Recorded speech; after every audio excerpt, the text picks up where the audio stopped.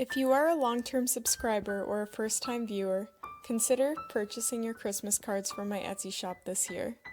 You'll be supporting an artist who has put thousands of hours into hundreds of free tutorials rather than a huge corporation. As always, thank you for your likes, comments, and for viewing my videos every week. Hi everyone, and welcome to another watercolor tutorial.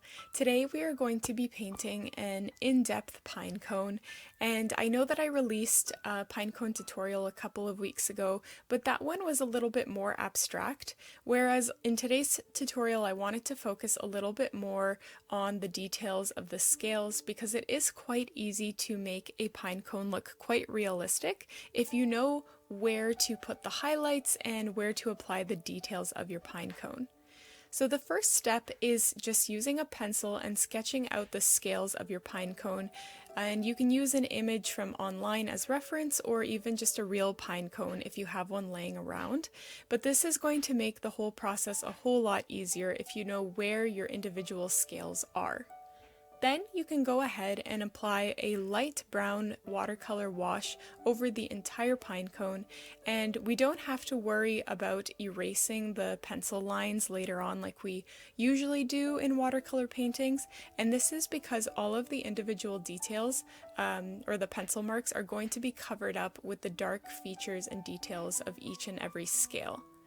So here you can see me pointing to a particular part of each scale. You have the point of the scale because it's sort of shaped in a triangular trapezoid shape, and then you have the bottom of the scale that usually falls in between two other scales.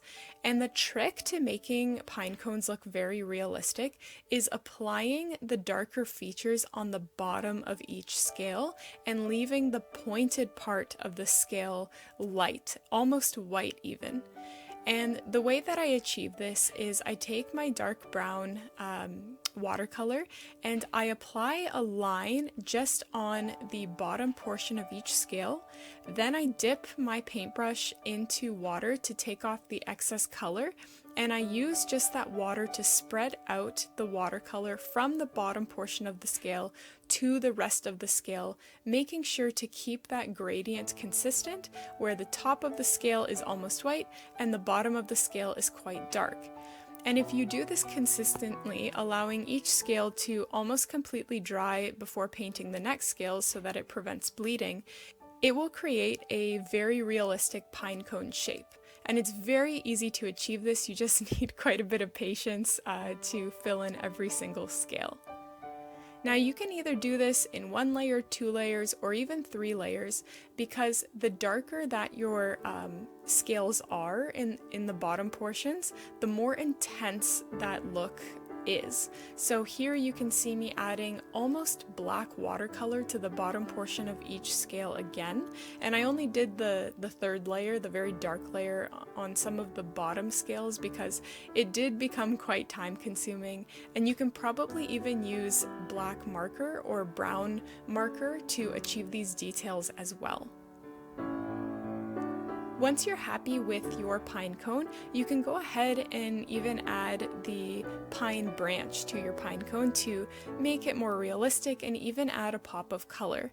And this is very easy to achieve. Once you've drawn the brown branch, you can take some green watercolor and just drag out very long green lines to obviously signify pines.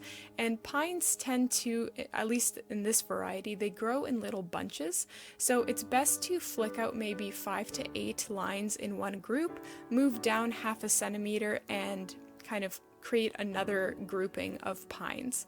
And I also used a couple of different shades and colors and hues of green just to add variety. So I had some bluer hues and then some warmer green hues, and I really liked how this looked. Just make sure that you add these to both sides of your branch. You can even add some at the bottom of the pine cone just to add a little bit more variety. And that's about it. Let me know if you enjoyed this in-depth tutorial. Don't forget to subscribe, and I will see you in next week's video.